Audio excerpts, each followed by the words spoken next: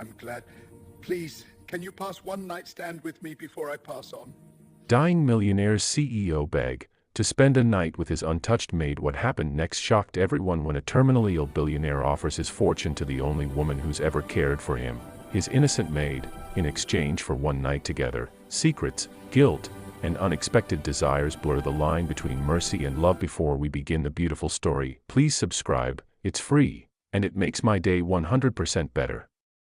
Also like and comment where you're watching from. I would be glad to know. This story goes as far as Canada, all of the United States of America, Australia, Africa, and even the United Kingdom. So let me know where you're watching from on comment section. I pray may the good God Almighty bless and preserve you all and your family. Amen. Let's begin. The grandfather clock in the hallway struck midnight, its solemn chimes echoing through the marble corridors of the Johnson estate like a countdown to something inevitable. Gladys Morrison pressed her back against the linen closet door, her heart hammering so violently she thought it might burst through her ribcage. In her trembling hands, she clutched the silver tray that had nearly slipped from her grasp moments ago when she'd overheard the conversation that would change everything. 6 weeks, Dr. Morrison had said, his voice heavy with the weight of delivering death sentences. Maybe 8 if we're fortunate. The cancer has metastasized to his liver, lungs, and brain. There's nothing more we can do, Mr. Johnson. I'm sorry. Gladys hadn't meant to eavesdrop. She'd only come to collect the evening tea service from Mr. Johnson's private study. But now, pressed against the cool wood of the closet door, she felt the entire world shifting beneath her feet. Albert Johnson, the man who had given her a chance when no one else would, the billionaire with eyes that held oceans of untold stories, the elderly gentleman who treated her with more kindness than her own family ever had, was dying. 23 years old, and she'd already seen more than her share of death. Her mother, taken by pneumonia when Gladys was 15. Her father, lost to grief and alcohol 2 years later. Her younger brother Samuel, killed in a factory accident that could have been prevented if his employer had cared more about worker safety than profit margins. Death had been her constant companion, the unwanted shadow that followed her from her childhood home in rural Tennessee to the gleaming metropolis of New York City. She'd arrived at the Johnson estate 6 months ago, one of 47 applicants for a single housemaid position. The head housekeeper, Mrs. Chen, had taken one look at Gladys's worn shoes and second-hand interview dress and nearly sent her away without a word. But then Mr. Johnson himself had appeared in the doorway of the servants' entrance, leaning heavily on his mahogany cane, his silver hair catching the afternoon sunlight like a crown. This one, he'd said, pointing his cane at Gladys with a certainty that brooked no argument. This one stays. Mrs. Chen had sputtered protests about protocol and proper procedures, but Albert Johnson was not a man accustomed to being denied. He'd built his empire from nothing, turning a small textile factory inherited from his father into a multinational conglomerate worth billions. When Albert Johnson spoke, people listened. "What's your name, girl?" he'd asked, those piercing blue eyes studying her with an intensity that made her feel simultaneously exposed and seen for the first time in her life. "Gladys Morrison, sir," she'd replied, her voice barely above a whisper. "Gladys," he'd repeated, as if testing the name on his tongue. "Do you know what that name means?" She'd shaken her head, too nervous to speak. "It means princess in Welsh," he'd said, a slight smile tugging at the corners of his weathered mouth. "My grandmother's name. She was the strongest woman I ever knew. Came to America with nothing but the clothes on her back and a dream in her heart. Built a life through sheer determination and grace." He paused, his gaze never leaving hers. "You remind me of her." That had been 6 months ago. 6 months of early mornings and late nights, of learning the intricate rhythms of the vast estate, of discovering that wealth didn't insulate anyone from loneliness. 6 months of brief encounters with Mr. Johnson, a nod in the hallway, a thank you when she brought his morning coffee, occasional conversations that left her feeling like she'd glimpsed something profound and precious. She'd learned that he took his coffee black with exactly 1 sugar cube, that he read poetry in the garden every Thursday afternoon, that he played Chopin on the grand piano when he thought no one was listening. She'd learned that despite his billions, despite the parade of executives and lawyers and distant relatives who visited seeking favors or inheritance, Albert Johnson was fundamentally alone. His wife, Margaret, had died 15 years ago. His only son, Thomas, had perished in a sailing accident 10 years before that. His daughter, Catherine, lived in Paris and hadn't visited in 3 years, their relationship fractured by disagreements Gladys didn't fully understand. The Johnson legacy, built over generations, would apparently die with him, distributed among charities and distant relatives who would fight over the scraps like vultures. Now, standing in the darkened hallway with the knowledge of his approaching death weighing on her like a physical burden, Gladys felt tears streaming down her cheeks. It wasn't fair. None of it was fair. Good people died while cruel ones prospered. Children were orphaned. Dreams were shattered. And kind old men with sad eyes and gentle smiles were consumed by invisible enemies growing inside their own bodies. She wiped her tears with the corner of her apron and took a deep breath. Mr. Johnson would need his evening tea, regardless of what the doctor had said. Life continued until it didn't, and in the meantime, there were duties to perform, routines to maintain, small kindnesses to offer in the face of overwhelming darkness. Gladys smoothed her uniform, picked up the silver tray, and walked toward the study with as much composure as she could muster. She knocked 3 times, never twice, never 4, always 3, and waited for his response. "Enter," came his voice, weaker than usual but still carrying that note of authority that made people straighten their spines. She pushed open the heavy oak door and stepped inside. The study was Albert Johnson's sanctuary, lined floor to ceiling with leather-bound books, their spines bearing titles in English, French, German, and languages Gladys couldn't identify. A fire crackled in the marble fireplace, casting dancing shadows across the Persian rugs and antique furniture. The room smelled of old books, aged whiskey, and the subtle cologne Mr. Johnson wore, something expensive and understated that reminded Gladys of cedar and sea air. Albert sat in his leather wingback chair near the fire, looking smaller somehow than he had that morning. His face was drawn, his skin pale beneath his tan, his hands trembling slightly as they rested on the chair's arms. Dr. Morrison stood nearby, packing his medical bag with the efficient movements of someone who had delivered too many death sentences. "Ah, Gladys," Albert said, his face brightening slightly when he saw her. Perfect timing as always. Dr. Morrison was just leaving. The doctor nodded to Gladys as he passed, his expression professional but not unkind. She caught the faint smell of hand sanitizer and the darker scent of fear that clung to medical professionals who dealt in mortality. The door clicked shut behind him, leaving Gladys alone with Mr. Johnson and the terrible secret she now carried. "You heard," he said simply. It wasn't a question. Gladys felt heat flood her cheeks. "Sir, I didn't mean to. I was only coming to collect. I should have announced myself." He raised one trembling hand to stop her. "Please, Gladys. No apologies. You've done nothing wrong." He gestured to the chair opposite his. "Sit. Please." "Sir, it's not appropriate. Sit," he repeated, more firmly this time. "I don't have time left for propriety, and I find I'm desperately tired of talking to people who treat me like a dying stranger rather than a human being." Gladys set down the tea tray and lowered herself carefully into the chair, perching on its edge as if ready to flee at any moment. She'd never sat in Mr. Johnson's presence before. Staff didn't sit with employers. There were rules, protocols, boundaries that existed for good reason, but then again, dying men apparently didn't care much for rules. "How much did you hear?" he asked, reaching for the whiskey decanter on the side table. His hand shook violently, and before Gladys could think better of it, she stood and poured the drink for him, adding exactly 2 ice cubes the way she'd seen him prepare it 100 times before.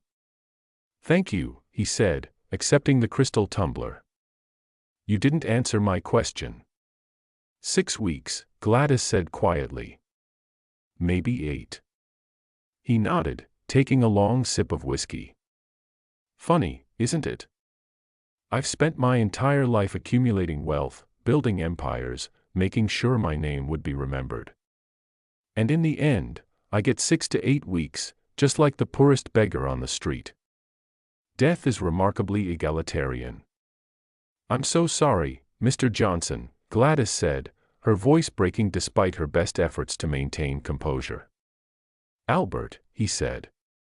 If we're going to have honest conversations in my final weeks, I think we can dispense with formalities. Call me Albert. I couldn't possibly. You can, and you will, he said with a ghost of his old authority. I'm making it an order if that helps your sense of propriety. Despite everything, Gladys felt a small smile tug at her lips. Yes, sir, Albert. They sat in companionable silence for several minutes, the only sounds the crackling fire and the tick of the antique clock on the mantel. Outside the windows, snow had begun to fall, dusting the bare tree branches with white powder. December in New York was beautiful and brutal, much like life itself. May I ask you something, Gladys? Albert said finally. Of course. Are you happy here? The question caught her off guard.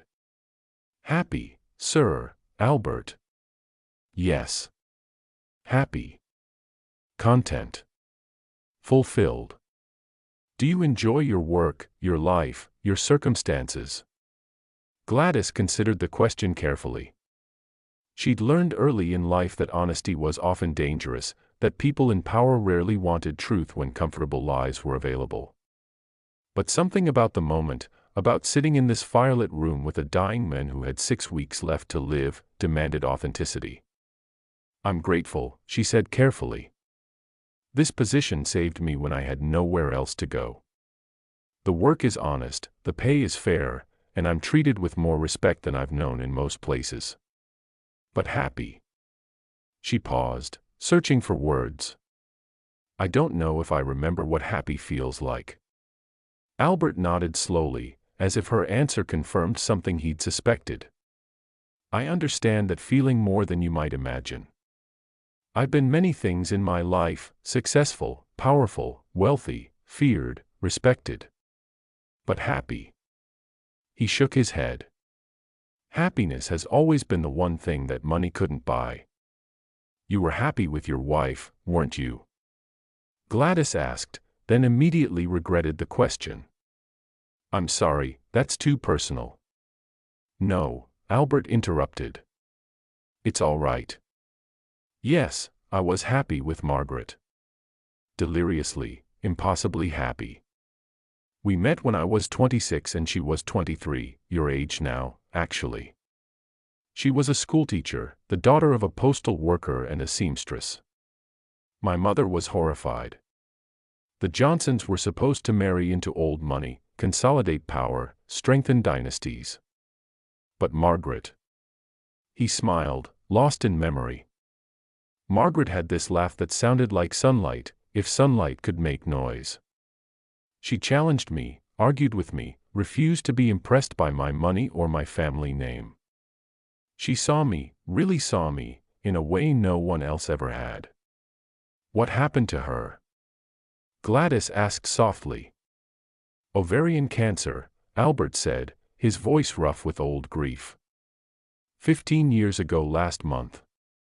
She fought for 2 years, and I spent every penny I had trying to save her. The best doctors, the most experimental treatments, flying specialists in from around the world. None of it mattered.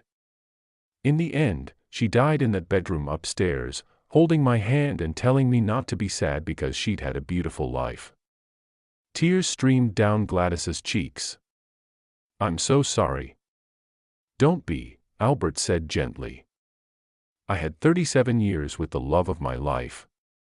That's more than most people get. But after she died. He trailed off, staring into his whiskey glass. After she died, I realized I'd spent so much energy building wealth and legacy that I'd forgotten to build a life. My son was already gone by then.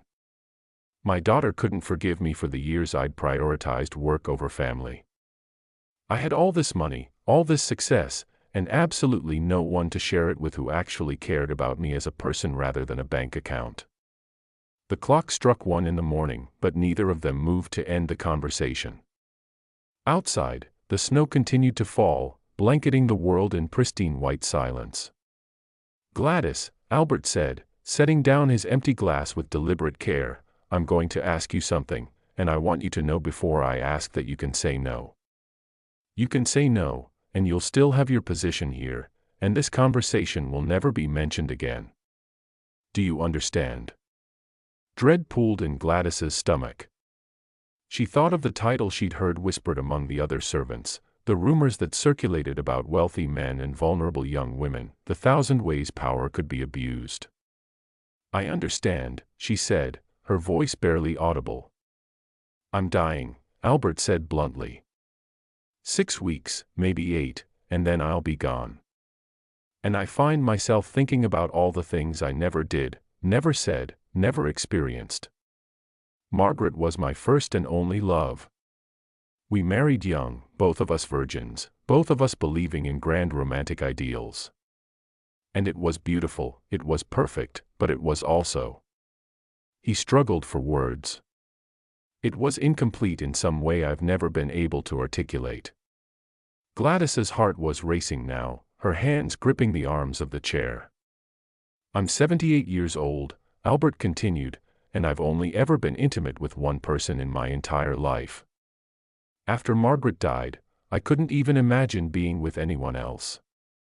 It felt like betrayal, like I'd be replacing something irreplaceable. But now, facing my own mortality, I find myself wondering what I missed, what experiences I denied myself in the name of loyalty to a memory." He leaned forward, his blue eyes intense despite his physical frailty. "I'm not asking you to fall in love with me, Gladys. I'm not delusional enough to think a beautiful young woman could have romantic feelings for a dying old man. But I am asking you to consider spending one night with me. One night of companionship, of physical intimacy, of helping me experience something I've denied myself for 15 years. The room seemed to spin around Gladys. Of all the things she'd expected him to ask, money, errands, companionship, even assisted suicide, this had never crossed her mind. "I know it's an outrageous request," Albert said quickly, apparently mistaking her silence for outrage. "I know the power dynamics make this inappropriate at best and coercive at worst. That's why I'm offering you something in return, not as payment, but as a gesture of gratitude for even considering such an unusual proposition." "What could you possibly offer me?" Gladys heard herself ask, her voice strange and distant. Albert reached into his jacket pocket and withdrew an envelope. "Inside this envelope is a check for $5 million and the deed to a small apartment building in Brooklyn, paid off, no mortgage. If you agree to spend one night with me, they're yours. If you say no, you keep your position here for as long as you want it, with a substantial raise and my eternal respect for your honesty." $5 million. The number was so large it seemed abstract, meaningless. Gladys had never had more than $300 in her bank account at once. $5 million could change everything, could provide security, opportunity, freedom from the constant anxiety of poverty that had defined her entire existence. "Why me?" she whispered. Albert smiled sadly. "Because you're kind, Gladys. Genuinely kind, not the performative kindness of people seeking favor. You bring me tea and ask how I'm feeling and actually listen to the answer. You water the plants in this room because you know I love them but can't tend them myself anymore. You left a book of Emily Dickinson poems on my nightstand 3 months ago because you noticed I read her work in the garden. You see me as a person, not a balance sheet or an inheritance opportunity. And because—" He paused, vulnerability flooding his features. "Because you remind me of Margaret in ways I can't fully explain. The way you move through the world with quiet dignity despite having been dealt an unfair hand. The way you find beauty in small things. The way your eyes light up when you think no one is watching." Gladys felt tears streaming down her face again. "I don't know what to say." "Don't say anything tonight," Albert said gently. "Take the envelope. Think about it. You have 3 days to decide. If you agree, come to my room 3 nights from now at midnight. If you don't agree, burn the envelope, and we'll never speak of this again." With trembling hands, Gladys accepted the envelope. It felt heavy with possibility and danger, with the weight of choices that would reverberate through the rest of her life. "One more thing," Albert said as she stood to leave. "I want you to know that I'm a virgin too, in a sense. Margaret is the only woman I've ever been with, and after she died, I never even kissed anyone else. So if you agree, we'll be fumbling through this together, two people who don't really know what they're doing, trying to find connection in the shadow of death." That night, Gladys lay in her small room in the servants' quarters, the envelope clutched to her chest, and stared at the ceiling until dawn. The snow continued to fall outside her window, covering the world in white, erasing boundaries and blurring distinctions between the possible and impossible. She thought about her mother, who had sacrificed everything to give Gladys opportunities she'd never had. She thought about her brother Samuel, crushed under machinery in a factory that valued productivity over human life.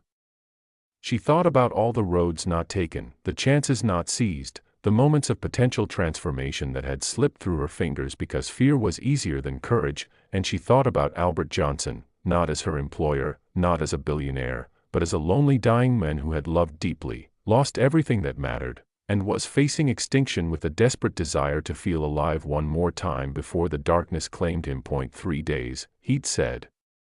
She had 3 days to decide whether to take the most outrageous risk of her life or play it safe, burn the envelope, and wonder forever what might have been. The grandfather clock in the hallway struck 6, announcing the dawn of a new day.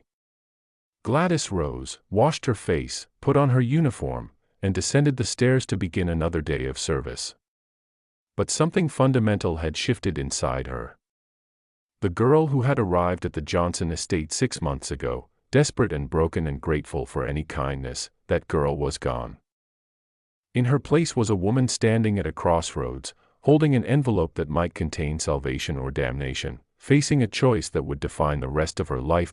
3 days, the clock was ticking. On the morning of the second day, Gladys was cleaning the library when she discovered a leather-bound journal wedged behind a row of Shakespeare's works.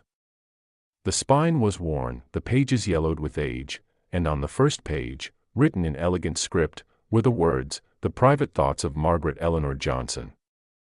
Gladys knew she should reshelve the journal immediately. Reading someone's private thoughts was a violation of the worst kind, especially the thoughts of Mr. Johnson's, Albert's, deceased wife. But something compelled her to keep reading, as if the universe itself was trying to tell her something. The entries dated back 30 years, chronicles of Margaret's life with Albert, their joys and struggles, their dreams and disappointments.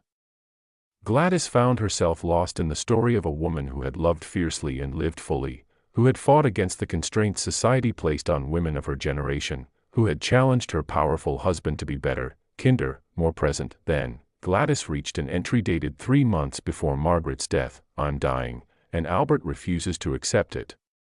He thinks money can solve everything, that the right doctor or the right treatment will somehow reverse the inevitable. But I've made my peace with death. What I haven't made peace with is leaving him alone. He thinks that loving me means never loving anyone else. He's already told me, in one of our late-night conversations when the pain medication makes him honest, that he could never imagine being with another woman. He said it like it was romantic, but it breaks my heart. I don't want Albert to die alone and lonely, mourning me for the rest of his life. I want him to find joy again, to experience connection, to allow himself pleasure and companionship. I want him to understand that loving me doesn't mean closing himself off to every other possibility of happiness. I've tried to tell him this, but he won't listen. He looks at me with those stubborn eyes and says that I'm the only woman he'll ever love, as if that's some kind of gift to my memory. But it's not a gift, it's a prison he's building for himself, and I won't be around to break him out of it. If I could give him one last gift, it would be permission. Permission to live after I'm gone. Permission to laugh and feel and yes, even to take another woman to his bed without guilt or shame. Love isn't finite. The heart isn't a pie that gets smaller when you share it. The love he has for me doesn't diminish if he finds affection elsewhere, but he won't hear it. So I suppose he'll spend whatever years he has left being faithful to a ghost, missing out on all the sweetness that life still has to offer. It's the one thing about my death that truly grieves me, not my own ending, but the life he'll deny himself in its wake. Gladys sat on the library floor, tears streaming down her face, the journal trembling in her hands. It felt like Margaret herself had reached across 15 years and death itself to speak directly to her, to give her permission, or perhaps to give Albert permission. She carefully replaced the journal exactly where she'd found it, but the words stayed with her, burning in her mind like a brand. Margaret hadn't wanted Albert to mourn her forever. She'd wanted him to live, to feel, to be open to possibility. That evening, Gladys found herself standing outside Albert's study, her hand raised to knock, her heart pounding. When he called for her to enter, she found him sitting by the fire again, looking somehow more fragile than he had 2 days ago, as if death was slowly hollowing him out from the inside. "Gladys," he said, surprise and something like hope flickering across his features. "I didn't expect to see you until tomorrow, if at all." She sat in the chair across from him without waiting for permission. "I found Margaret's journal in the library today," she said bluntly. Albert's face went pale. "Her journal? I thought I'd destroyed all of those." "You missed one. It was behind the Shakespeare collection. Did you read it?" His voice was barely audible. "Yes," Gladys said, meeting his eyes directly. "I know I shouldn't have, but I did.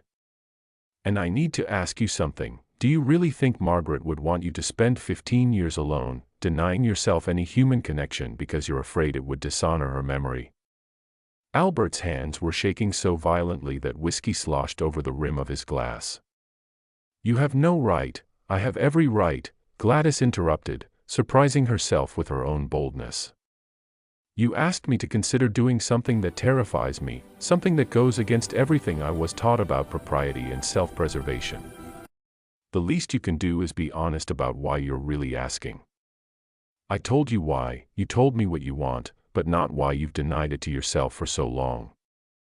You're not asking me to spend a night with you because you're some kind of libertine looking for a final thrill. You're asking me because Margaret's gone, and you're dying, and you're finally allowing yourself to want something you've forbidden yourself for 15 years. You're asking me to give you permission to live before you die." Albert stared at her for a long moment, his eyes glistening with unshed tears. When he spoke, his voice was raw with emotion. "She made me promise, you know. 3 days before she died, she made me promise that I wouldn't spend the rest of my life alone, that I would find companionship and joy and, yes, physical intimacy. She said that my fidelity to her memory shouldn't mean fidelity to loneliness. And you broke that promise," Gladys said softly. "I broke that promise," he confirmed. "Because I couldn't imagine anyone but her. Because every time I even considered the possibility, it felt like betrayal. Because loving Margaret was the best thing I ever did, and I didn't want to dilute that by settling for something lesser." "What makes you think it would be lesser?" Gladys challenged. "What makes you think that connection with another person, different from what you had with Margaret but valuable in its own way, would somehow diminish what you shared with her?" Albert was silent for a long time, staring into the fire. Finally, he said, "I'm afraid." "Of what?" "Of forgetting her. Of the intensity fading. Of waking up one morning and not remembering the exact sound of her laugh or the way she smelled after gardening or the 1,000 tiny things that made her her. If I let someone else in, even for a night, what if it overwrites those memories? What if I lose her all over again?" Gladys felt her heart crack open with compassion. She stood and crossed to where Albert sat, then did something that would have gotten her fired from any other position. She knelt beside his chair and took his trembling hands in hers. "Albert," she said gently, "memories aren't computer files that get deleted when you add new ones. The brain doesn't work that way. The heart doesn't work that way. What you shared with Margaret, that's permanent. It's written into the foundation of who you are. Nothing and no one can erase that, not even death. How can you be sure? He whispered. Because I still remember my mother's voice, even though I've heard thousands of voices since she died. I still remember my brother's laugh, even though I've heard countless people laugh. The people we love leave marks on our souls that time can't erase. You're not going to forget Margaret because you spend one night with me or anyone else. You're just going to add another layer to your human experience, and that's not betrayal, it's what living means. Albert's tears spilled over, tracking down his weathered cheeks. She wrote to me, you know. Several letters, to be opened on anniversaries after her death. In the one I opened on our 40th anniversary, which would have been our 40th if she'd lived, she wrote that she hoped I'd found someone to share my bed and my breakfast table, someone who made me laugh and challenged me and reminded me that the world was still full of wonder. She said that the best way to honor her memory was to keep living fully, not to build a shrine to the past and lock myself inside it. Then maybe, Gladys said carefully, you should consider actually listening to her. They sat together in silence, Gladys kneeling beside Albert's chair, their hands intertwined, two people damaged by loss and loneliness trying to find some small measure of comfort in a cold world. Outside, the snow continued to fall, and somewhere in the house, the grandfather clock struck 9. Tomorrow night, Albert said finally. If you still want to come tomorrow night at midnight. Bring nothing but yourself. I promise to treat you with respect and tenderness, and if at any moment you want to stop, we stop. No consequences, no pressure, just two people trying to remember what it feels like to be alive. Gladys nodded, unable to speak past the lump in her throat. She squeezed his hands once more, then stood and walked toward the door. Gladys. Albert called out as she reached the threshold. She turned back. Thank you, he said simply. For being brave enough to challenge an old man's cowardice. That night, Gladys lay in bed and thought about courage. Not the courage of soldiers charging into battle or heroes confronting villains, but the quieter, harder courage of vulnerable people opening themselves to possibility despite every instinct screaming at them to protect themselves. She thought about Margaret Johnson, dying in a hospital bed and using her final weeks to write letters urging her husband to embrace life after her death. She thought about Albert, trapped in grief for 15 years, finally allowing himself to want something beyond survival. And she thought about herself, orphaned, alone, working as a servant, being offered a chance at financial security and human connection that seemed both too good to be true and vaguely scandalous. Tomorrow night at midnight, she would walk up the grand staircase to Albert Johnson's bedroom, and whatever happened there would change both of their lives forever. The question was, did she have the courage to actually do it? She fell asleep with that question echoing in her mind, and in her dreams. A woman with kind eyes and Margaret Johnson's elegant handwriting whispered, "Be brave, child. Life is short, and love, in all its forms, is the only thing that matters in the end." The next morning, Gladys woke to the sound of chaos erupting throughout the estate. Car doors slamming, raised voices in the foyer, Mrs. Chen's usually calm demeanor fractured into something approaching panic. Gladys threw on her uniform and rushed downstairs to find the source of the commotion. Standing in the marble entryway, surrounded by designer luggage and radiating fury, was a woman who could only be Catherine Johnson Beaumont. She looked to be in her early 50s, impeccably dressed in what Gladys recognized as Chanel, her dark hair styled in a severe bob, her eyes, the same piercing blue as her father's, sweeping over the assembled staff with cold assessment. "Where is he?" Catherine demanded, her accent an odd mix of American and French that spoke to years spent in Paris. "Where's my father?" Mrs. Chen, flustered in a way Gladys had never seen, gestured toward the staircase. "Mr. Johnson is still in his bedroom, ma'am." "He's been quite ill, I know he's ill," Catherine snapped. "Dr. Morrison called me 3 days ago, violating every HIPAA regulation in existence, I might add. 6 weeks to live, apparently, and no one bothered to inform me until the 11th hour. Typical." Gladys felt her stomach drop. "Tonight." She was supposed to go to Albert's room tonight, and now his estranged daughter had arrived, filling the house with tension and old resentments. "Shall I inform Mr. Johnson of your arrival?" Mrs. Chen asked, her professionalism reasserting itself despite the turmoil. "Don't bother. I'll announce myself." Catherine started toward the staircase, then paused, her gaze landing on Gladys. "You. What's your name?" "Gladys Morrison, ma'am." Catherine's eyes narrowed. "You're new. How long have you been working here?" "6 months, ma'am." 6 months. Catherine's tone made it sound like an accusation. "And has my father seemed distressed lately? Confused? Making unusual decisions or requests?" Gladys felt heat creep up her neck. Did Catherine know something? Had someone told her about Albert's proposition? "Mr. Johnson has been himself, ma'am.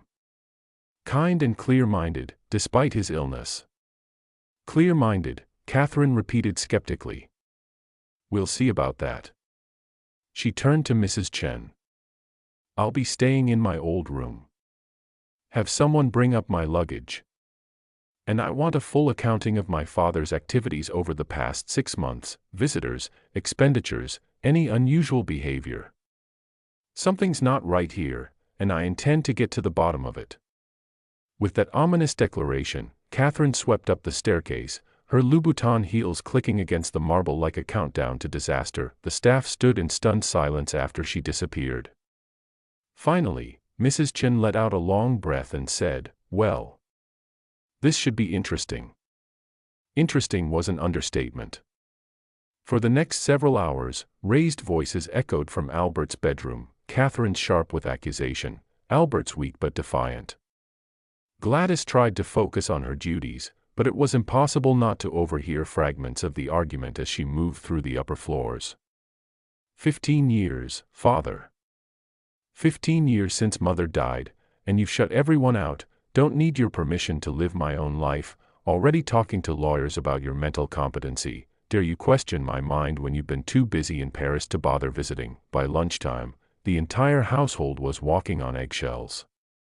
Catherine had taken over the dining room, spreading legal documents and financial statements across the mahogany table, her laptop open, her phone constantly pressed to her ear as she spoke rapid French to people Gladys assumed were lawyers or accountants or other professionals trained in the business of dismantling lives. Gladys was bringing fresh coffee to the dining room when Catherine looked up from her documents and said, "Actually, I'd like to speak with you." "Sit down." It wasn't a request. Gladys sat, her hands folded in her lap, her mind racing through possible explanations for whatever Catherine was about to ask. "You've been working here 6 months, Catherine began without preamble. That means you've been around my father more recently than anyone else. So I want you to be honest with me. Has he been making any unusual financial decisions? Large withdrawals, charitable donations, gifts to staff members?" Gladys thought about the envelope in her room, the $5 million check and the deed to a Brooklyn apartment building. "Mr. Johnson has been very generous to all the staff, ma'am." Generously generous or suspiciously generous? "I'm not sure I understand the question." Catherine leaned forward, her eyes hard. "My father is dying. Dying people sometimes make impulsive decisions, especially when they're feeling lonely or vulnerable. They give away money to nurses or caregivers or pretty young housemaids who pay attention to them. It's called undue influence, and it's illegal." Gladys felt anger flare in her chest. "With all due respect, ma'am, your father is one of the most intelligent, capable people I've ever met. He's not some confused old man being manipulated. He's making his own choices with complete clarity. Is he now?" Catherine's smile didn't reach her eyes. "And what choices would those be?" Before Gladys could respond, a voice from the doorway cut through tension like a knife. "The choice to have a private conversation with my housemaid without my daughter interrogating her like she's a criminal." Albert stood in the doorway, leaning heavily on his cane, looking exhausted but determined. He dressed in a suit, something Gladys knew cost him considerable effort given his deteriorating condition, and his silver hair was neatly combed. Despite his obvious weakness, there was steel in his spine and fire in his eyes. "Father," Catherine said, standing. "I was just trying to understand. You were trying to intimidate a young woman who's done nothing but her job with grace and kindness," Albert interrupted.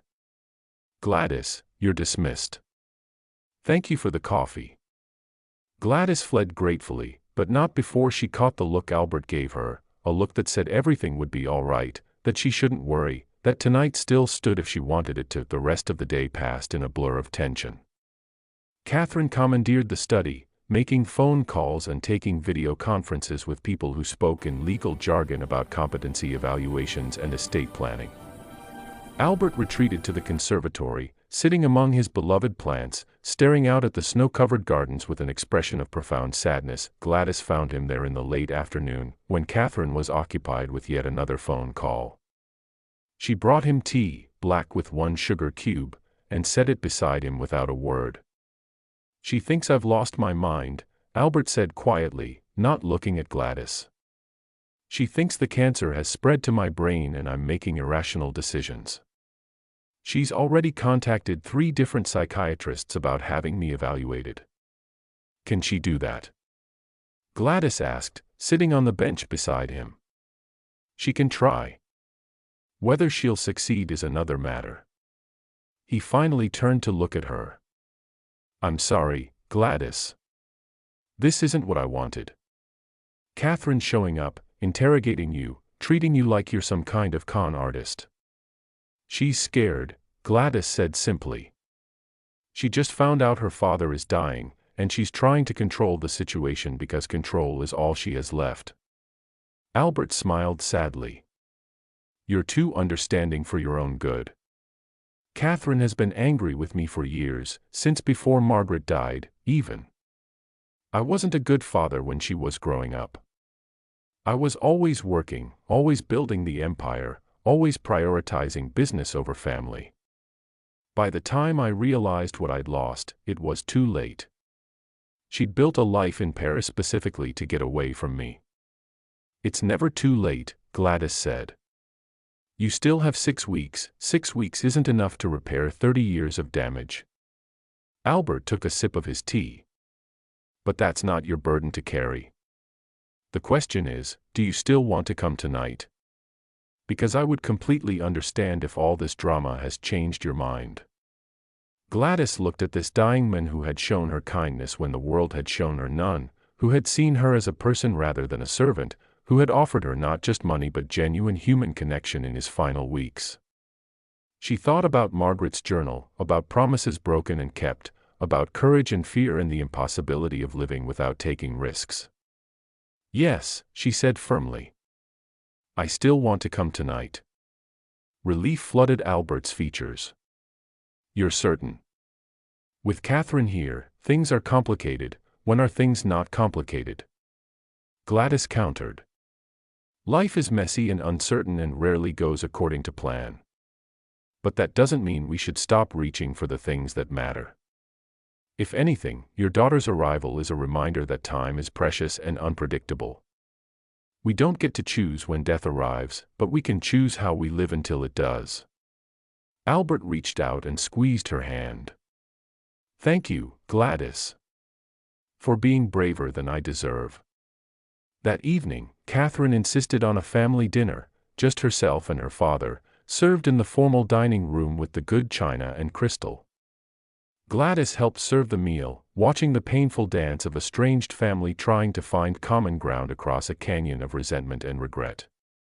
"I remember when you used to make time for family dinners," Catherine said, her tone carefully neutral.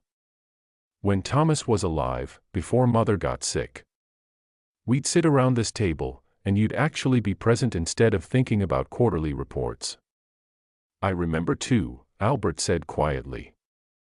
"I remember realizing too late that I'd traded irreplaceable time for replaceable money. If I could go back and make different choices, I would in a heartbeat." "But you can't," Catherine said. None of us can. Time only moves forward, and the past is just past. That why you stayed away? Albert asked. Because the past was too painful to face. Catherine set down her fork with deliberate care. I stayed away because being here meant confronting the fact that you chose your empire over your family. Even after Thomas died, even after Mother got sick, you were still in the office more than you were home. Do you have any idea how that felt? Watching Mother waste away while you threw money at doctors instead of actually being present. I was trying to save her, Albert said, his voice breaking. She didn't need saving. She needed you. Just you, sitting by her bedside, holding her hand, being present for the time she had left instead of constantly searching for the next treatment or the next specialist. Tears streamed down Catherine's face. I stayed away because I couldn't forgive you for missing her death while you were on a conference call with some hospital in Switzerland. The silence that followed was devastating. Gladys stood frozen by the serving cart, feeling like an intruder on private grief. I know, Albert finally said, his voice barely audible. I know I failed her, and I failed you, and I failed Thomas before that. I know that all the money in the world can't buy back a single moment I squandered. I've spent 15 years living with that knowledge, Catherine. 15 years alone in this house, surrounded by everything I built and nothing that matters. Then why? Catherine demanded. Why are you doing it again? Why are you making strange financial decisions and shutting me out and apparently planning God knows what with your remaining time instead of letting me be here for you? Because I'm trying to do one thing right before I die, Albert said. I'm trying to keep a promise I made to your mother, and I'm trying to find some small measure of peace in my final weeks. Is that really so terrible? Catherine stared at her father for a long moment. What promise? She made me promise not to spend the rest of my life alone and mourning. She made me promise to find joy and connection and to actually live instead of just existing in this mausoleum I built for her memory. And have you? Catherine asked. Kept that promise? I'm trying to, Albert said. Finally, after 15 years, I'm trying. Later that night, Gladys stood in her small room, staring at the clock as it crept toward midnight. She'd bathed and brushed her hair, changed into the simple nightgown she owned, wrapped herself in a robe. The envelope Albert had given her sat on her dresser, unopened, its contents still theoretical rather than real. 11:45. 15 minutes until the moment that would change everything. Gladys thought about her mother, who had taught her that a woman's body was her own, that no amount of money or security justified compromising her values. But she also thought about her mother's last words, whispered from a hospital bed much like the one Albert would die in. Don't let fear be the thing that stops you from living, baby. Fear is a terrible master. 11:50.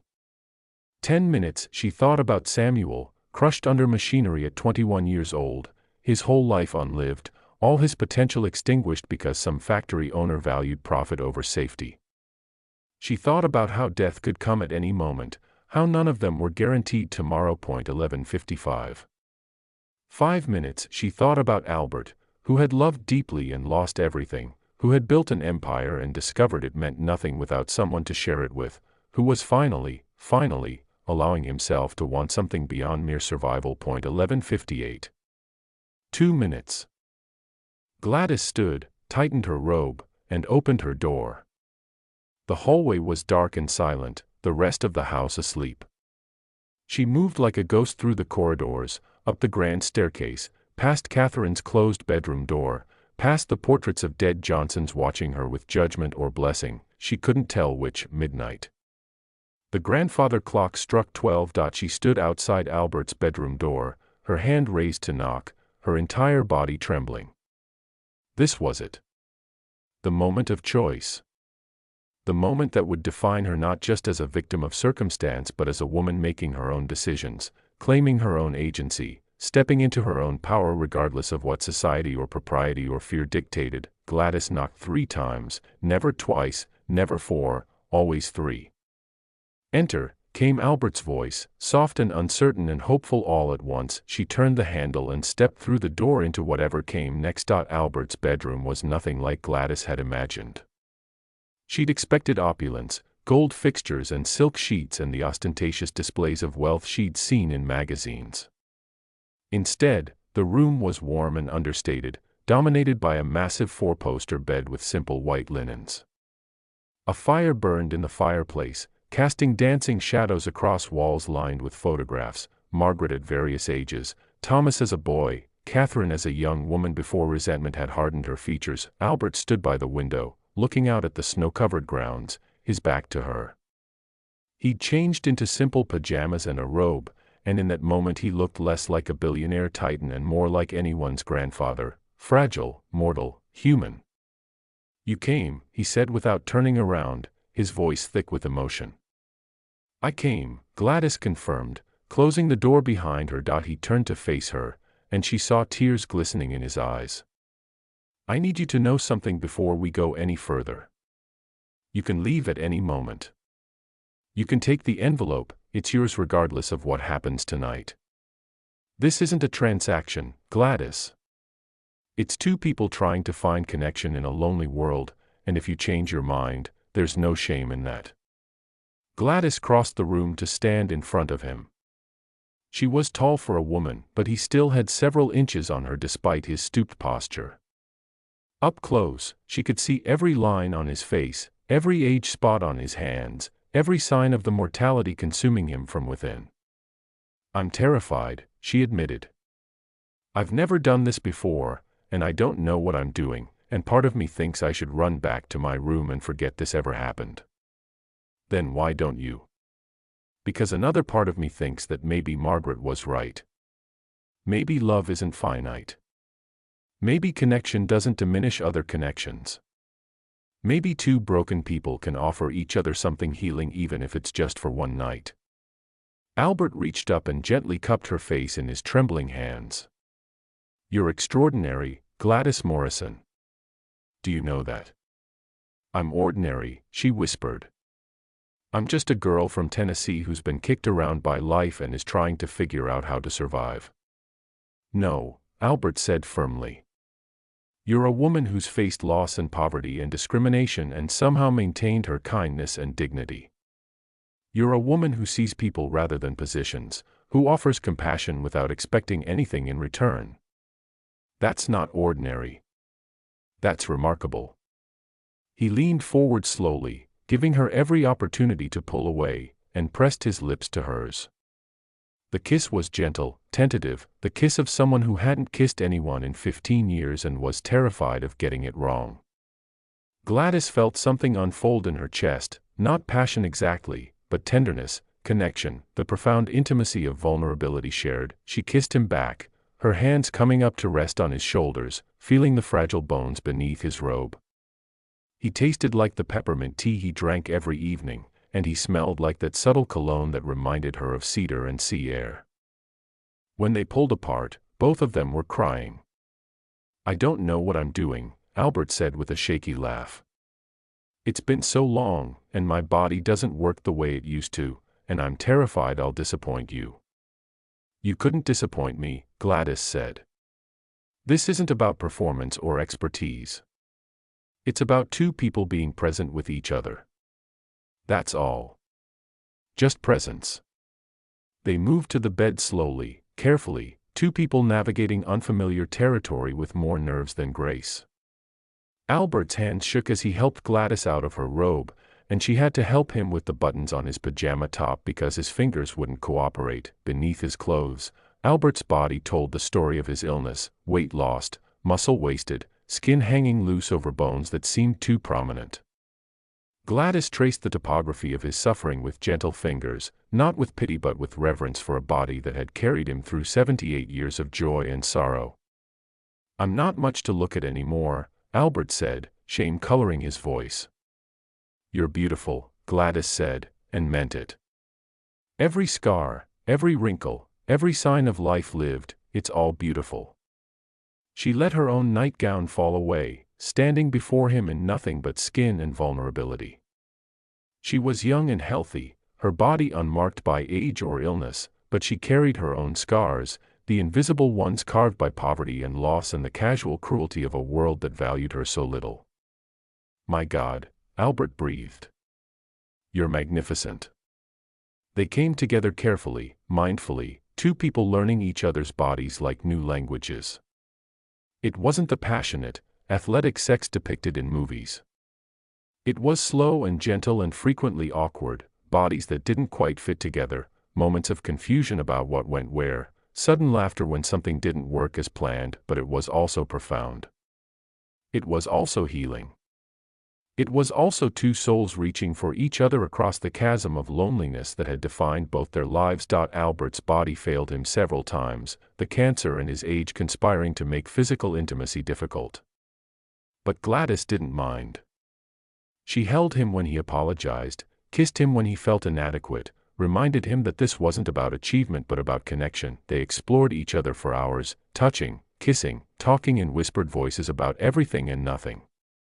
Albert told her about his first kiss with Margaret behind the high school gymnasium, about how terrified he'd been on their wedding night, about all the small intimacies that had built a lifetime of love. Gladys told him about her first crush, a boy named Daniel who had kissed her once behind the church and then never spoken to her again. She told him about feeling invisible her entire life, about how poverty made you disappear in plain sight, about her secret dreams of being seen and valued as a person rather than a pair of hands to clean or cook or serve. "I see you," Albert said, his weathered hand tracing the curve of her cheek. "I see you, Gladys Morrison. And you're extraordinary." They did eventually achieve a form of physical intimacy, not the Hollywood version, but something tender and real that left them both in tears. It wasn't about orgasms or performance. It was about two human beings acknowledging each other's existence in the most fundamental way, saying through touch and presence, "You matter. You're not alone." Even in the face of death and loss and all the ways the world has tried to break us, we can still offer each other this moment of grace. Afterward, they lay tangled in sheets that smelled like lavender and human warmth, the fire burning low in the grate, snow still falling outside the windows. "Thank you," Albert whispered into her hair. "Thank you for giving me this gift." "Thank you," Gladys replied, "for seeing me as more than just a servant or a charity case. Thank you for treating me like a person worth knowing." They fell asleep like that, wrapped around each other, two people from completely different worlds who had found unexpected connection in the shadow of death. Gladys woke to winter sunlight streaming through the windows and the sound of someone screaming. "Dad." Catherine rushed forward, her anger temporarily forgotten. Gladys was already moving, helping Albert lie back against the pillows, checking his pulse the way she'd seen Dr. Morrison do. His heart was racing irregularly, his breathing labored. "Call Dr. Morrison," Gladys said urgently to Catherine. "Now." For once, Catherine obeyed without argument, pulling out her phone and dialing with shaking hands. "I'm fine," Albert protested weakly. "Just got too excited." "You're not fine," Gladys said, tears streaming down her face. "Please, Albert, don't die. Not like this. Not in the middle of an argument." He reached up and touched her cheek. "I'm not going anywhere just yet. Takes more than a little shouting to kill a stubborn old man." Dr. Morrison arrived within 20 minutes, examined Albert thoroughly, and ordered bed rest and calm. He pulled Catherine and Gladys out into the hallway, his expression grave. "His heart is under tremendous strain," Dr. Morrison said bluntly. "Any more stress like this morning's incident could trigger a fatal cardiac event. He needs peace and quiet in his remaining time, not family drama." Catherine looked like she'd been slapped. "I didn't mean, I was just trying to protect him." "From what?" Dr. Morrison asked. "From human connection. From finding some small measure of happiness in his final weeks. Ms. Beaumont, I've known your father for 30 years. I've watched him slowly die inside since your mother passed. This is the first time in 15 years that I've seen genuine light in his eyes. Whatever's happening here, He gestured vaguely at the bedroom. It's not hurting him. Your judgment and anger are what's causing harm. Catherine stood speechless, and Gladys felt an unexpected surge of sympathy for her. Here was a woman who had lost her brother, watched her mother die, felt abandoned by her father, and was now watching him die while apparently lavishing attention and money on a stranger. Catherine's anger made sense, even if its expression was painful. Mrs. Beaumont, Gladys said carefully, could we talk? Just the two of us. Catherine looked at her with barely contained hostility, but after a moment she nodded curtly. They walked to the conservatory, Albert's favorite room, and sat among the orchids and ferns that Gladys had been tending for months. I'm not trying to replace your mother, Gladys began. I'm not trying to manipulate your father or steal your inheritance or any of the things you're imagining. I'm just a girl who had nothing, who was given kindness by a man who didn't have to be kind, and who tried to offer something meaningful in return. By sleeping with him, Catherine said flatly. By being present with him, Gladys corrected. By seeing him as a person, not a dying body or a pile of money. By listening when he talked about Margaret, about you, about Thomas, about all the regrets that haunt him. By helping him keep a promise he made to your mother 15 years ago. Catherine's head snapped up. What promise? Gladys hesitated, then decided Catherine deserved the truth. Your mother made him promise not to spend the rest of his life alone and mourning her.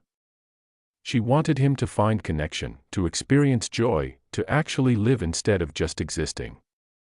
I found one of her journals in the library. She wrote about it extensively. She was worried that he'd lock himself away after she died, and she was right. He spent 15 years being faithful to a memory, and it's eaten him alive. I didn't know, Catherine whispered.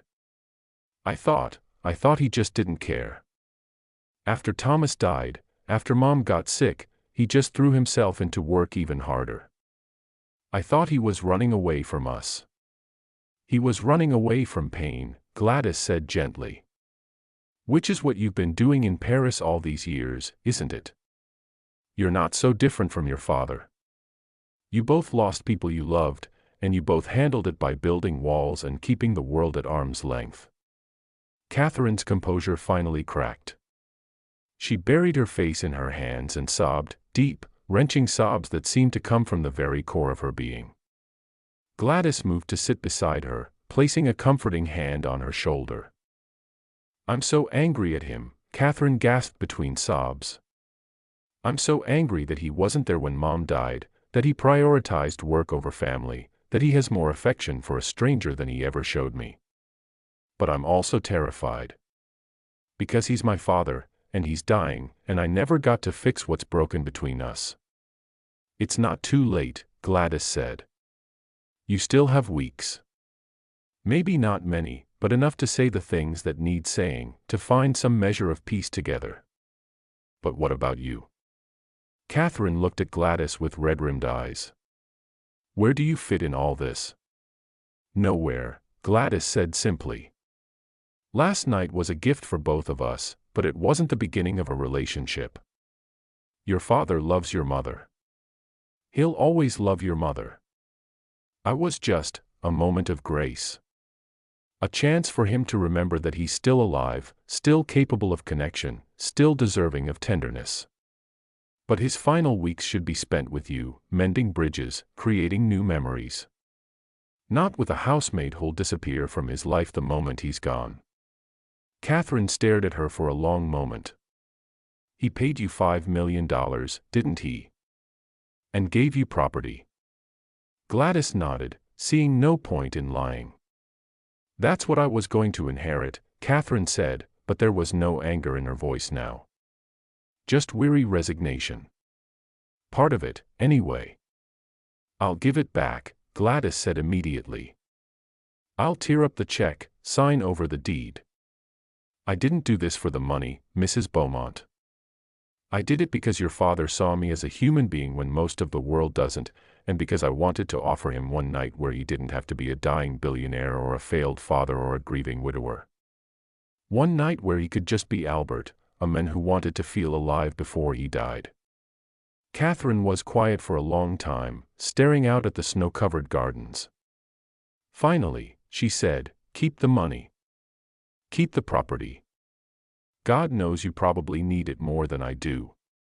My husband is a successful architect, my life in Paris is comfortable. I don't need my father's billions. I just need..." Her voice broke. "I just need him.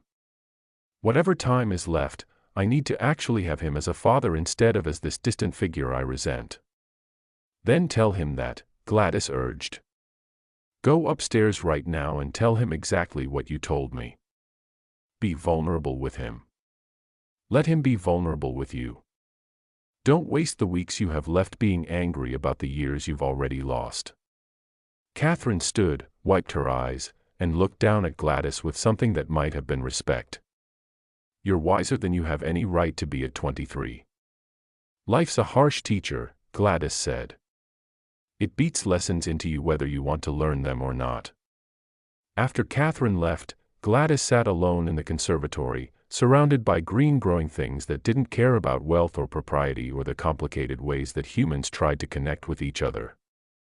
She thought about the night before, the tenderness, the vulnerability, the unexpected beauty of two broken people offering each other a moment of grace. She thought about the envelope in her room, the $5 million that could change her life, the apartment building that could provide security for her future. Part of her still wanted to tear it all up, to walk away from the situation with nothing but the memories. But another part of her, the pragmatic part shaped by years of poverty and loss, knew that refusing the money wouldn't change what had happened, wouldn't make her noble, wouldn't undo the night they'd shared. Margaret had wanted Albert to live. She'd wanted him to find connection and joy. And in some small way, Gladys had helped him do that. Taking compensation for that help didn't diminish its value.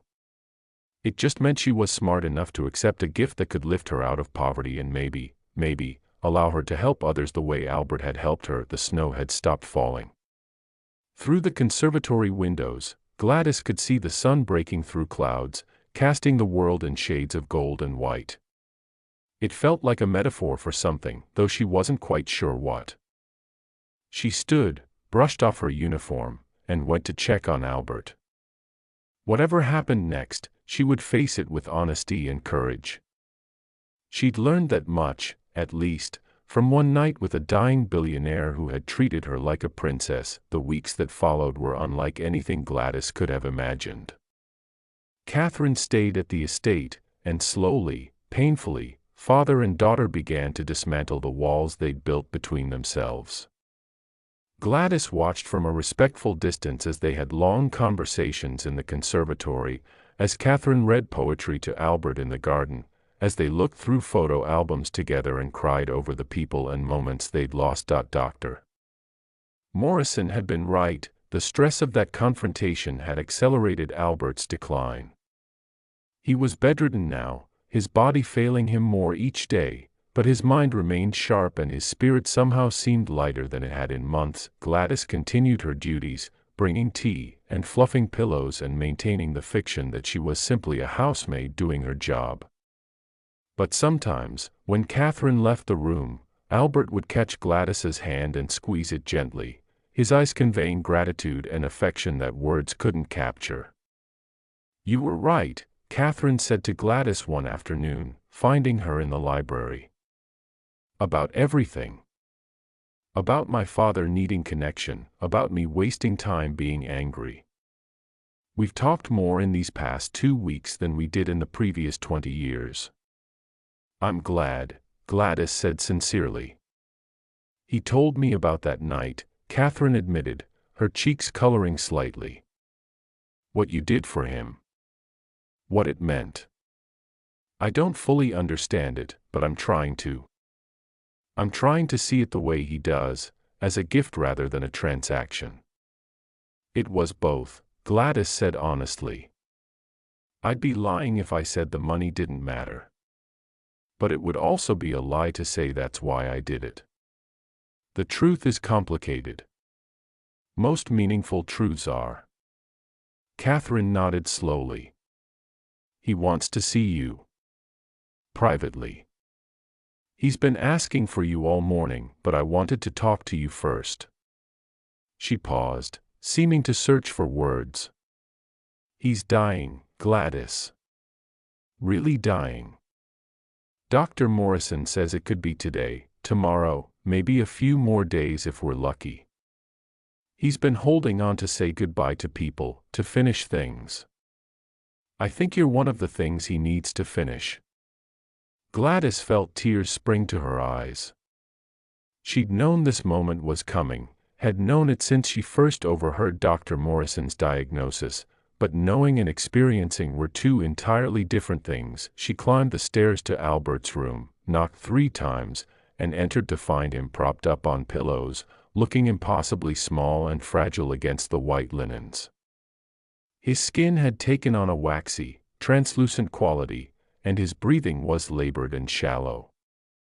"Gladys," he said, his voice barely above a whisper.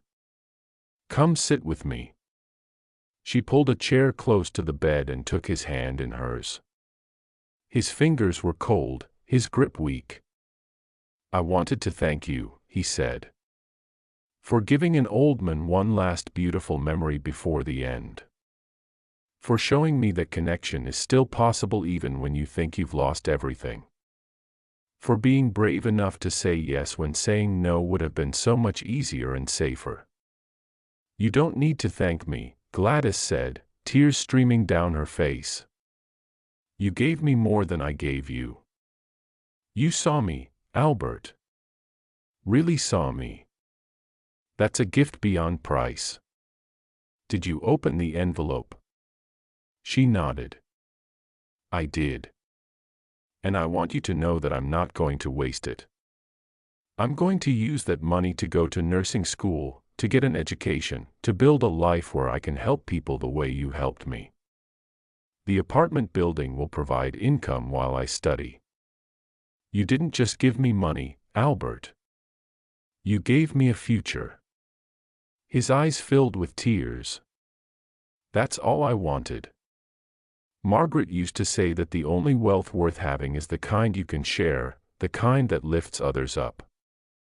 You're going to do that, Gladys. You're going to make a difference in this world." They sat in silence for several minutes, just holding hands, two people who had connected across impossible boundaries and found something precious in the process. "Will you do something for me?" Albert asked finally. "Anything. When you're a nurse, when you're caring for people at the end of their lives, remember this: everyone deserves to be seen. Everyone deserves dignity and tenderness. Rich or poor, young or old, powerful or powerless, at the end, we're all just frightened humans trying to make sense of our mortality. If you can offer people what you offered me, genuine presence, honest compassion, the willingness to connect rather than just perform duties, you'll be an extraordinary nurse." "I promise," Gladys whispered. "I promise I'll remember." Albert closed his eyes, a small smile playing at his lips. "I can feel Margaret now. She's been waiting for me, patient as always. I'm ready to go to her now. Ready to finally keep the promises I broke, to tell her about the beautiful night I spent with a girl who reminded me what it means to be human." "She'll understand," Gladys said. "She wanted this for you." "I know. I can hear her laughing about it. My Margaret always did appreciate life's ironies." He squeezed Gladys's hand one more time. "Thank you, Princess. Thank you for making an old man's final weeks bearable. Thank you for seeing past the money and the power to the frightened, lonely 6 months later. The cherry blossoms were in full bloom when Gladys Morrison walked through the iron gates of the Johnson estate for the last time. She'd resigned from her position 3 months earlier, just after Albert's funeral, but she'd come back today for one final purpose. Catherine was waiting for her in the conservatory, surrounded by the orchids and ferns that Gladys had once tended so carefully. In the 6 months since Albert's death, Catherine had aged somehow, not physically, but in her bearing. The hard edges of resentment had softened into something that looked like peace. "Thank you for coming," Catherine said, standing to embrace Gladys. They'd become unlikely friends in the weeks before Albert died, bonded by shared grief and the recognition that they'd both loved the same complicated men in different ways. "I wouldn't miss it," Gladys replied, returning the embrace. They walked together through the estate, Catherine pointing out changes she'd made. "I'm selling it," she announced as they stood in the grand foyer. "The house, most of the furnishings, all of it. I'm keeping some personal items, photographs, my mother's jewelry, a few books, but the rest is going to auction. The proceeds will fund the Margaret and Albert Johnson Foundation for End-of-Life Care." "He would love that," Gladys said softly. "I think so too. We're going to provide free hospice care to people who can't afford it, train caregivers in compassionate end-of-life support, basically do all the things my father should have funded years ago instead of just accumulating more wealth." Catherine smiled. "You inspired it, actually. The way you cared for him in those final weeks, the dignity you gave him, the genuine compassion. That's what we want to teach others." They ended up in Albert's study, the room where Gladys had first learned of his terminal diagnosis 6 months earlier. It felt like a lifetime ago. The girl who had stood outside this door eavesdropping, terrified and uncertain, she was gone, replaced by a woman who knew her own mind and wasn't afraid to claim her own power. "There's something I need to show you," Catherine said, crossing to Albert's desk. She pulled out a leather-bound journal, not Margaret's this time, but Albert's. "I found this after he died. He kept a journal in his final weeks, and he wrote about you. About that night. About what it meant to him. I thought you should read it." Gladys accepted the journal with trembling hands.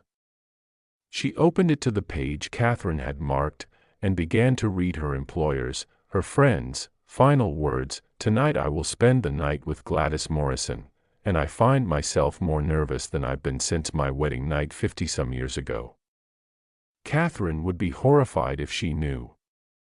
She'd think I've lost my mind, that I'm being manipulated, that I'm betraying everything I built with Margaret. But here's what Catherine doesn't understand, what no one understands except perhaps Gladys herself: I'm not betraying Margaret. I'm finally honoring her. I'm finally keeping the promise I made 15 years ago to keep living after she died. Gladys isn't Margaret. She'll never be Margaret. But that's not what I'm looking for. I'm looking for a moment of human connection before I cease to be human at all. I'm looking for proof that even at the end, even when your body is failing and your time is measured in weeks rather than years, you can still experience tenderness and intimacy and the profound gift of being truly seen by another person. I've spent my whole life building empires and accumulating wealth, and I'm going to die having learned that none of it matters. The only things that matter are the connections we make, the kindness we offer, the moments when we allow ourselves to be vulnerable enough to truly touch another soul. If this night with Gladys is my last meaningful act before death claims me, I can't think of a better way to spend my final days than remembering what it feels like to be alive. Gladys wiped tears from her eyes and turned to the next entry, dated the morning after their night together. I woke this morning to sunlight and the warmth of another person beside me, and for a moment, just a brief, perfect moment, I forgot I was dying. I forgot about the cancer eating me from the inside. I forgot about the decades of loneliness and regret. I was just a man lying beside a woman who had shown me extraordinary kindness. Catherine discovered us. She was furious, which I expected. She accused Gladys of manipulation and me of senility. But here's what she didn't see. She didn't see the tenderness, the vulnerability, the two people offering each other grace in the face of death and loneliness. Gladys gave me more than physical intimacy last night. She gave me permission to be human again. Permission to want something beyond mere survival. Permission to honor Margaret's memory by actually living instead of just existing in the mausoleum I built for her. I'm going to die soon. Maybe weeks, maybe days. But I'll die knowing that even at 78 years old, even consumed by cancer, even facing extinction, I was still capable of connection. Still worthy of tenderness. Still able to make another person feel valued and seen. That's not nothing. That's everything. The final entry was dated 2 days before his death. I'm writing this with difficulty. My hands shake too much for easy penmanship, and my mind wanders like a senile old fool's. But I need to record this while I still can. Catherine and I have talked more in the past 2 weeks than we did in 20 years. We've cried together, laughed together, finally been honest about the hurt and resentment that poisoned our relationship. We'll never get back the time we lost, but we found peace in the time that remains, and I have Gladys to thank for that.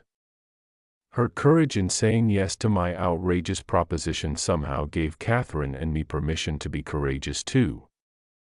To drop our defenses, to be vulnerable, to admit that we both loved and failed each other and that we wanted to do better before the end. Gladys Morrison, the housemaid who became my teacher, my friend, my reminder that class and wealth mean nothing in the face of genuine human connection. I'm leaving her $5 million and property in Brooklyn. Catherine knows about it now, and she's made her peace with it. In fact, she told me yesterday that she's glad I did it, that Gladys earned every penny through the kindness and dignity she showed me. To anyone reading this after I'm gone, don't waste your life building walls. Don't waste your years accumulating things that can't love you back. Don't wait until you're dying to finally live. Find your Gladys, the person who sees past your defenses to the frightened, lonely human underneath. Be vulnerable with them.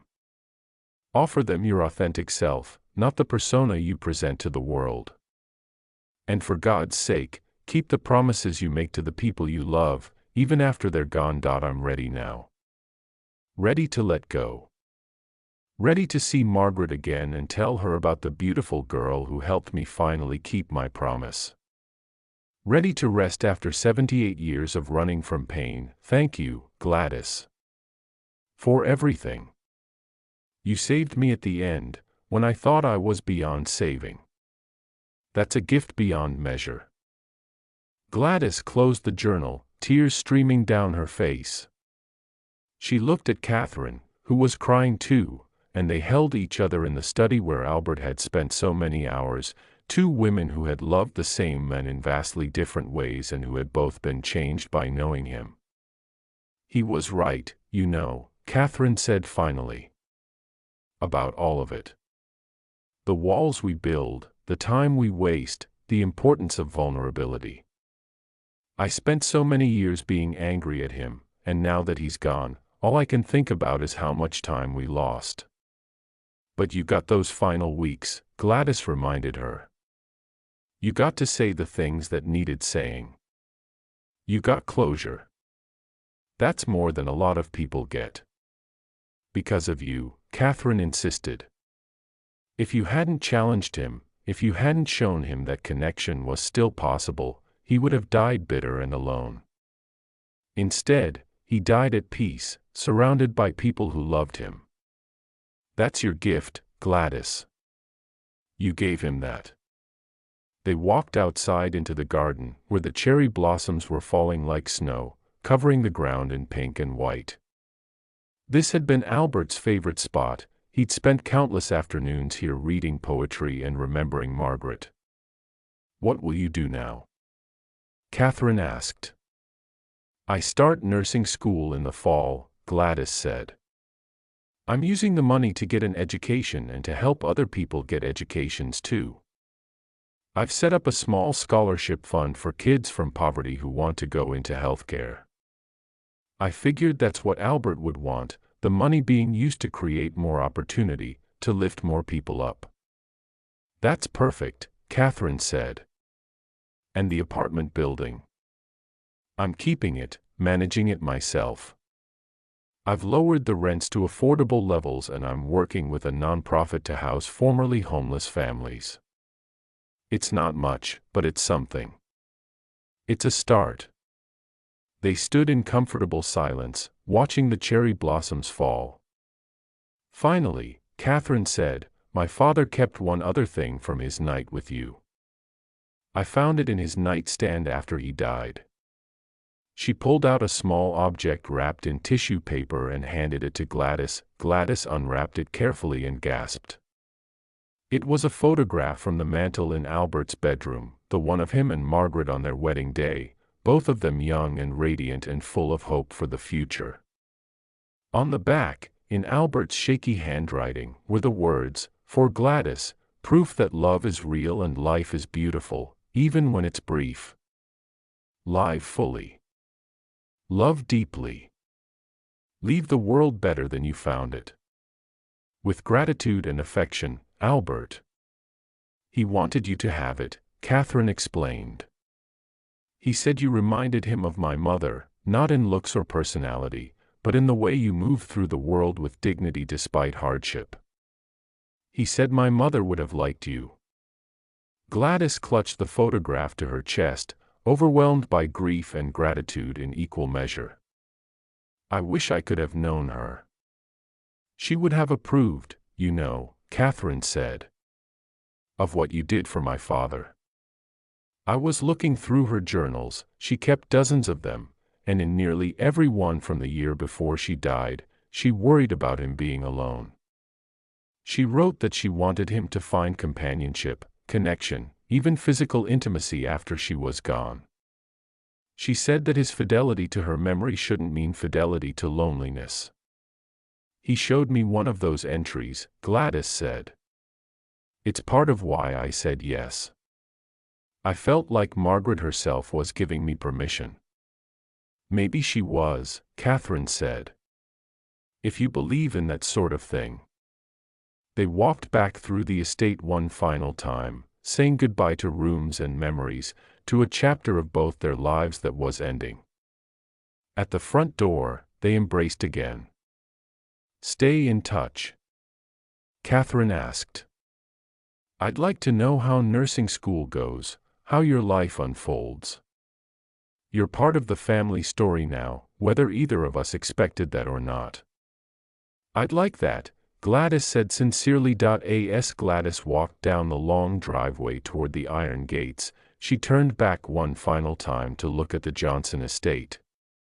It looked different in the spring light than it had on that cold December day when she'd first arrived, less imposing, more beautiful, a place where profound things had happened behind its elegant facade. She thought about Albert, about Margaret, about Catherine, about the strange and unexpected journey that had brought her from poverty and grief to this moment of possibility. She thought about the night she'd spent with a dying billionaire, the tenderness and vulnerability and unexpected beauty of two broken people offering each other grace.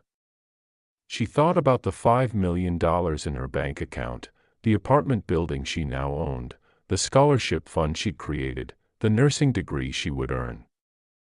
She thought about all the lives she would touch, all the people she would care for, all the difference one person could make if they just had the opportunity, but mostly, she thought about the lesson Albert had taught her in his final weeks, that dignity and worth weren't determined by bank accounts or social status. That connection was possible across any boundary if people were willing to be vulnerable. That kindness was never wasted, even when, especially when, it was offered to people who couldn't repay it. That love, in all its forms, was the only thing that mattered in the end. Gladys Morrison walked through the iron gates of the Johnson estate, a photograph of two young newlyweds clutched in her hands, and stepped into a future that was finally, blessedly, entirely her own. 20 years later, the Margaret and Albert Johnson Center for End-of-Life Care was located in a renovated brownstone inn. Brooklyn, not far from the apartment building that had started everything.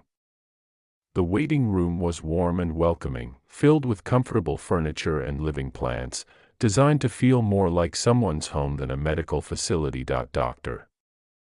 Gladys Morrison stood at the window of her office, watching snow fall over the Brooklyn streets.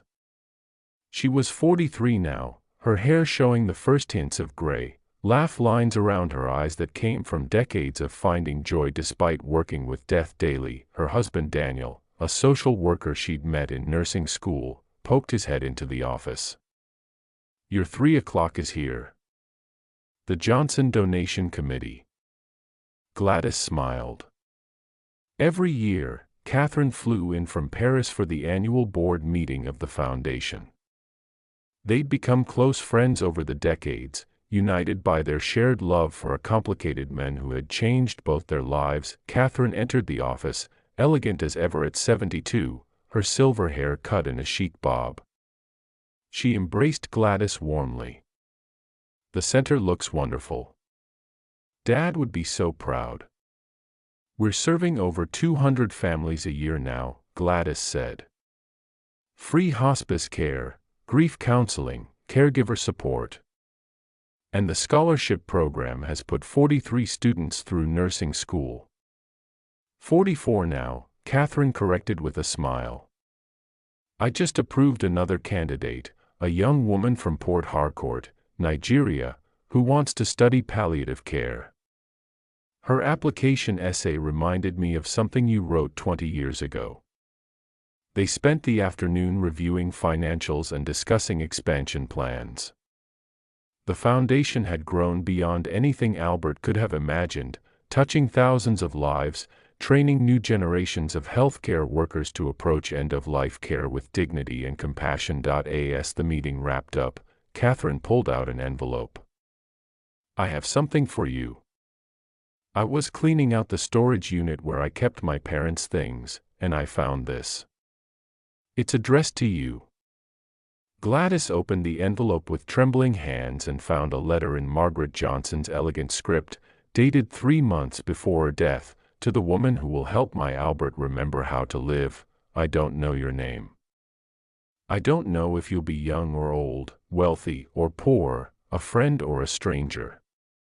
But I know that somewhere in the years after I'm gone, there will be someone who helps my stubborn, grieving husband remember that life continues even after loss. Thank you. Thank you for having the courage to reach past his defenses. Thank you for seeing the beautiful man underneath the wealth and power and grief. Thank you for reminding him that he's worthy of connection, of tenderness, of joy. I hope he pays you well for your time. He has more money than sense sometimes, and you deserve compensation for the emotional labor of caring for a difficult old man. But I hope you also receive something beyond money, the knowledge that you've made a profound difference in someone's life, that your kindness mattered, that you helped a soul find peace before the end. Take the money he offers you and use it wisely. Build something beautiful.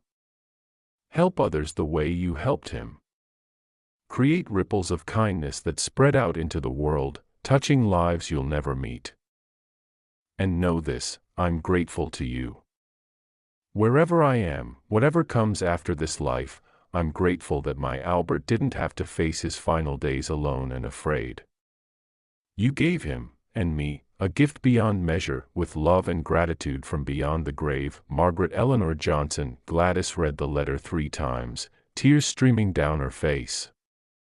After 20 years, Margaret's words still had the power to move her, to remind her that one night of courage had created ripples that were still spreading outward.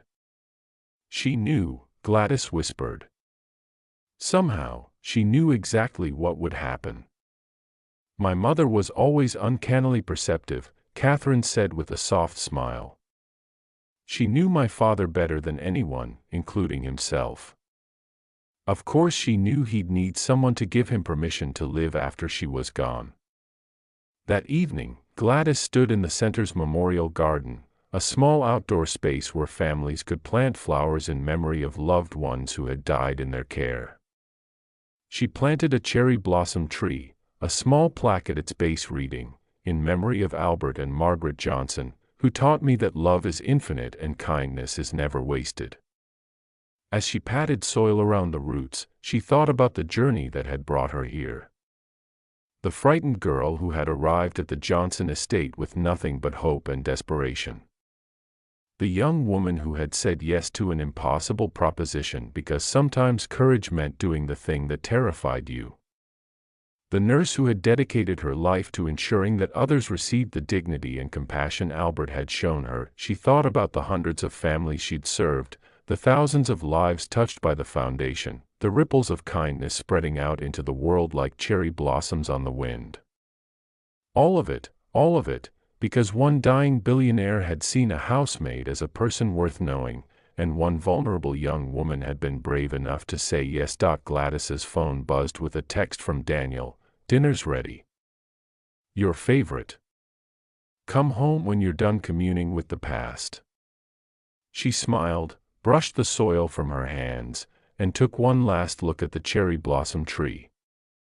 In the spring, it would bloom pink and white, a reminder that beauty and life continued even in the face of loss. As she walked toward the subway, toward home, toward the life she'd built from one night of impossible courage, Gladys Morrison felt Albert's presence like a warm wind at her back. She imagined him standing with Margaret in whatever came after this life, both of them watching her with pride and love. Thank you, she whispered to the snow-filled sky. Thank you for seeing me. Thank you for the gift. Thank you for teaching me that dignity isn't given, it's claimed, one courageous choice at a time. The snow continued to fall over Brooklyn, covering the world in white, and somewhere in the building behind her, families were gathering around bedsides, saying their goodbyes, offering comfort to the dying. And in every room, trained caregivers were remembering the lessons of Dr. Gladys Morrison, that every person deserves to be seen, that kindness is never wasted, that love, in all its forms, is the only thing that matters in the end. One dying billionaire and his virgin maid had shared one night of tenderness 20 years ago. From that single night of courage had grown a legacy of compassion that would outlive them all, touching thousands of lives, creating ripples of kindness that spread outward like cherry blossoms on the wind, endless, beautiful, and forever growing. That was the true gift. Not the money, not the property, not even the night itself. The gift was the lesson, that we are all worthy of dignity, that connection is always possible, that one act of courage can change the world in ways we'll never fully comprehend, and that love, true love, never dies. It just transforms, spreading outward, touching new lives, creating new possibilities, building new futures from the ashes of what came before. This story explores themes of mortality, dignity, class, connection, and the transformative power of compassion. While it contains mature themes, it handles them with sensitivity and focuses on emotional intimacy rather than explicit content. The true heart of the story is about two people from vastly different worlds finding unexpected grace in each other during a time of profound vulnerability, and how that single night of courage created ripples of positive change that lasted for generations. Thank you so much for taking your precious time watching. Please, before you leave, don't forget to subscribe for more beautiful stories. Like and comment.